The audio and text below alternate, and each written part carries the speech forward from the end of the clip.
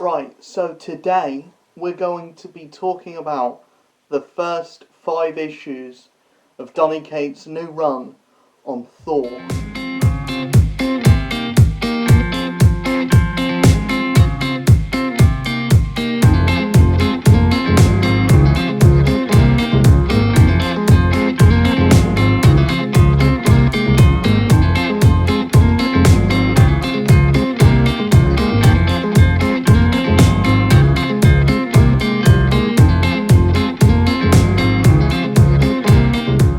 I know what you're thinking. Comic Book Channel has done no videos on comic books for like 2 months. That's about to change because, like I came out with in a previous video, I'm gonna be reading all my comics digitally now, apart from trades and stuff. But those won't be for the channel. Those will just be in my free time. So all the comics that I'm reading for the channel will be digitally, so that I can have the flashy the panels coming up and showing you what the art looks like inside the comics, because that's a thing that's hard to do with a physical issue, because you've got the sun glistening off of it and the light I'm using glistening off of it, so it's just easier to read them digitally anyway. So Thor by Donny Cates takes place after War of Realms. War of Realms is something that I skipped on the channel because it's an event that I had not really a lot of interest in, because I hadn't been reading the 4+ years of Jason Aaron Thor. I'd only hopped in like after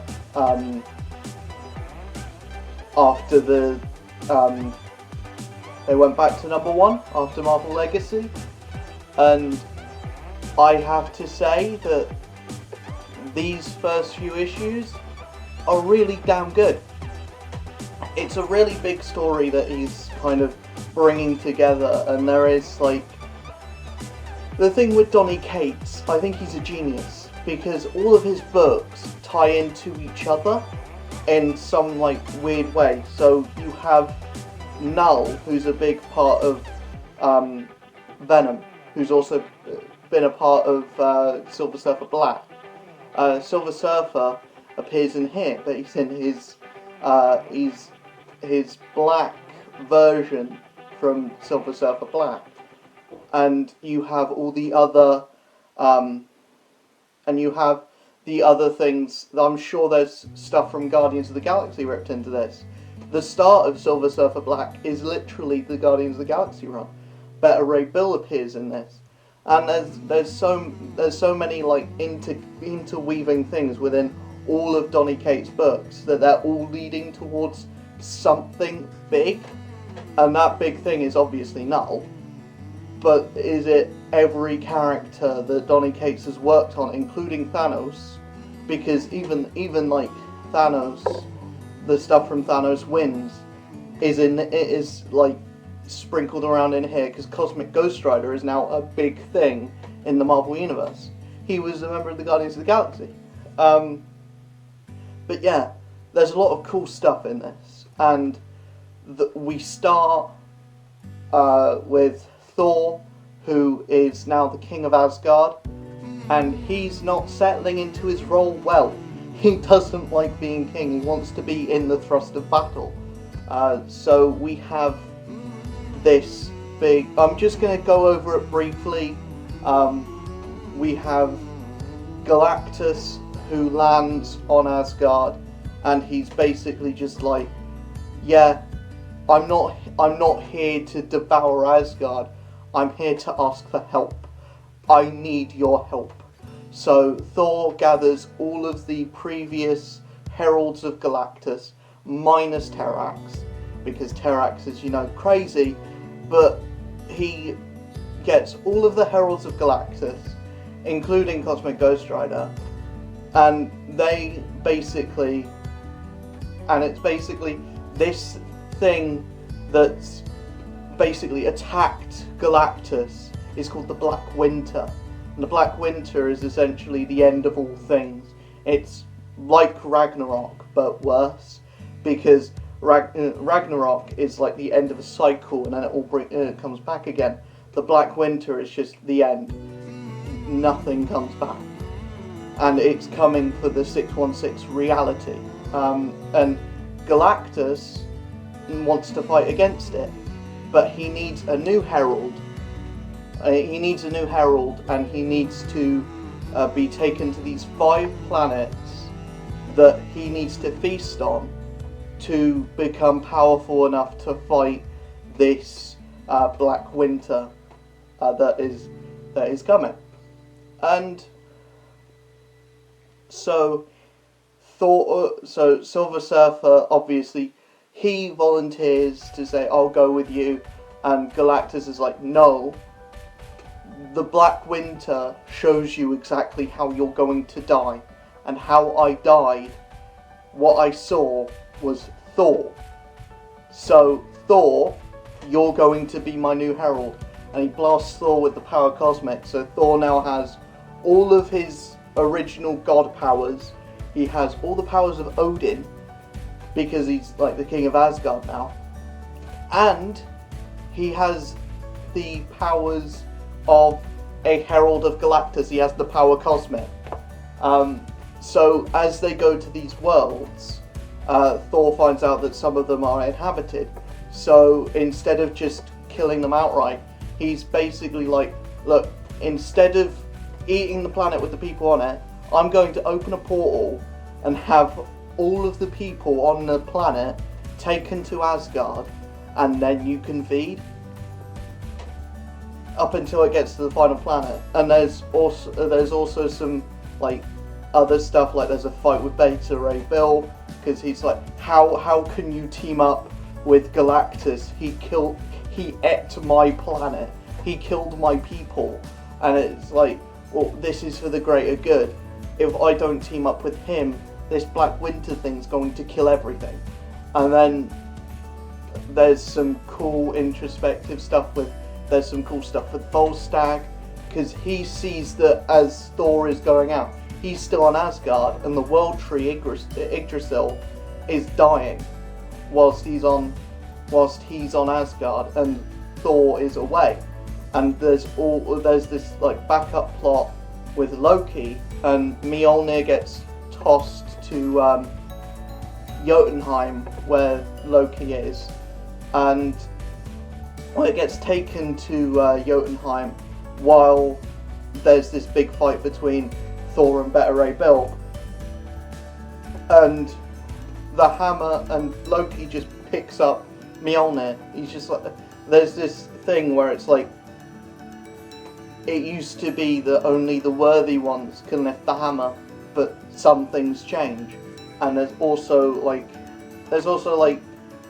things where it's saying that Thor is beginning to struggle with lifting the hammer, which is kind of annoying because they just did that storyline. They just had 4 years worth of Thor isn't allowed to lift up Mjolnir, so it's Jane Foster. And apparently, and how it looks like now is that we're going to have Loki becoming Thor, which is weird, but I don't know what's going on. Apparently Loki can now lift Mjolnir, which is weird. But we also have some other cool stuff with Sif.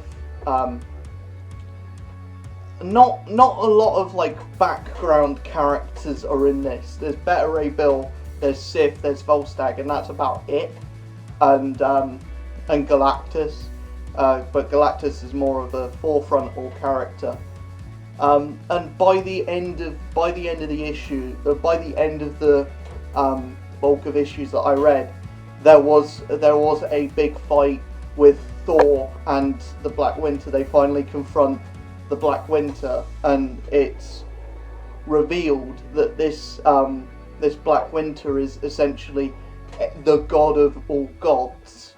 It's the end of all things, and Galactus is its herald. So Thor is Galactus's herald, but Galactus is the herald of the Black Winter. It's all a bit stupid. It's all a bit weird. and it's all a bit like, you know, I don't know if I like the idea of Galactus being the herald of something else. I like the idea of Galactus because it kind of takes away from the whole, like, the Galactus being the end boss. Just the fact that he's working under someone else, that feels weird to me. It feels weird whenever they have a big final threat, and then they'll be like, but you're working for someone else who's infinitely more powerful. That's a bit shit, isn't it? Like, it's like in a Final Fantasy game or a JRPG like that, where you beat the final boss, and it's like, no, I'm not the final boss. This other guy is the final boss, and he just comes out of nowhere. Like, it doesn't. I don't know if I like that. I like the fact that there is something that Galactus is afraid of, and we've toyed with that before, but we've never actually had a whole story devoted to it. I like how it's a Thor story, but I don't like the fact of Galactus being a pawn to someone else. I don't know if I like the idea of that. It doesn't seem interesting. But the actual story around that is really interesting. I think Donny Cates gets Thor. I think Thor is written really well. He's not written like Chris Hemsworth. He's kind of got some, like, movie Thorisms. There's some movieisms in this, but it's not overboard. They've both got Thor at his most powerful and his most vulnerable. Because yes, he has the power cosmic. Yes, he has the Odin Ravens, and yes, he has the All-Father powers, and yes, he has his powers of his own. But he's also massively out of his depth. He doesn't want to be king, and he's also, like, it's also shown that he, like, has some kind of social anxiety disorder. Like, he doesn't want to or like to like greet large crowds, and now that is his job, so he's struggling with that. And there's also, like, the fact that he doesn't want the position that he's in. He doesn't like the amount of pressure that is on his shoulders. He was fine being a prince and being an heir, but now he's at that point. He never wanted to be king in the first place. Loki wanted to be king, but he's the king of, you know, shit. He's the king of, like, Jotunheim. The Frost Giants, they always lose. So, like, yeah. But Thor is just in a position that he doesn't want to be in. He's also got no arms. Both of his arms are, like, fucked. Both of his.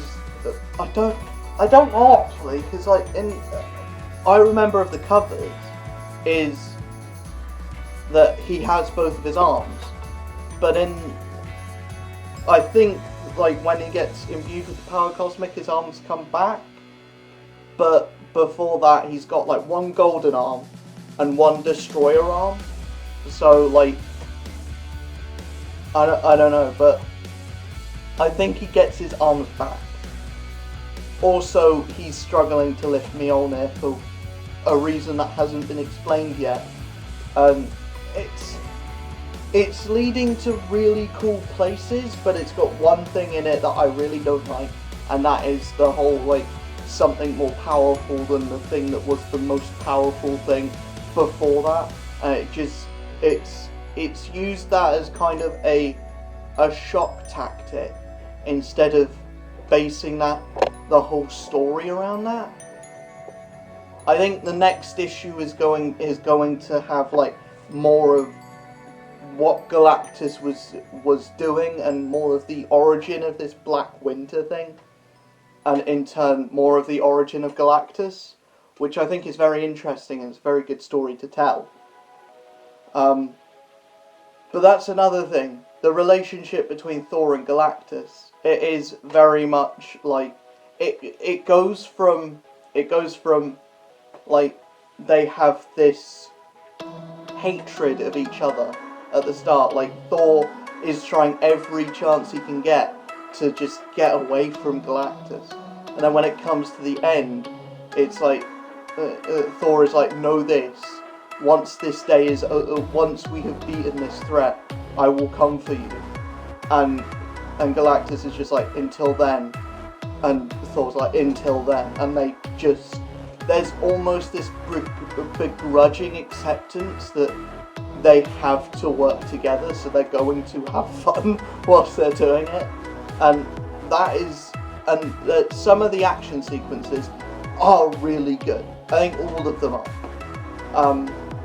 But the thing is, I'm not a big fan of Nick Klein. I didn't like his artwork on Deadpool. I'm not a big fan of his artwork here. I think it's a bit too muddy. I like how he draws like the big splash pages, but then when there's a page that has more than 5 panels on it, then you kind of run into it just looks like a mumbled up jumble of shapes instead of actual people. But that's kind of like something that you get with every artist.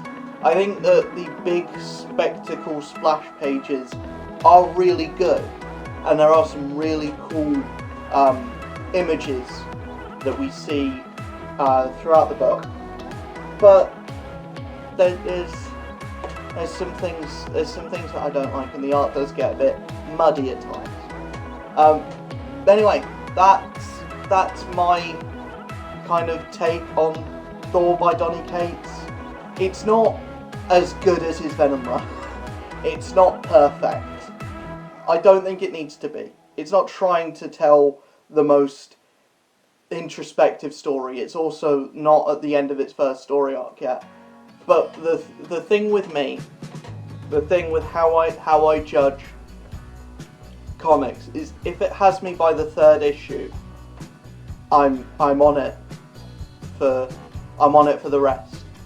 And this had me by issue 1. This really, it as much as I said that I don't really like Nick Klein, there's some pages in this where it's like, this might be turning me onto Nick Klein. I think his artwork in this is a lot better than his Deadpool stuff. And I think it's because he works really well with cosmic stuff. He's a really good cosmic artist. Like, he draws Silver Surfer really well, and Silver Surfer is kind of difficult to draw, or like he's easy to draw but difficult to color, because it's like he's, especially the Silver Surfer Black one, where he literally is like just a galaxy. But yeah, I really dug this. I really dug Thor. Again, when I get caught up with everything, which will be sooner rather than later now. Let me know in the comments below what you want me to get caught up with next, what you think I should get caught up with next. It's a toss-up between Amazing Spider-Man, Immortal Hulk, and Venom. I don't know which one to like go with next. I probably will come out with a video probably in 2 days' time, like just going through like all of the back issues that I have, and just like saying this is what to expect in the coming weeks to months of the channel. You can expect catching up videos of these series. But until then, I will see you guys in the next video. Yeah, check out my Twitch, check out my Twitter, check out my Instagram, check out everything. I'm trying to be more active on other social medias, but I need the people to interact with me. I'll see you guys in the next video. Peace.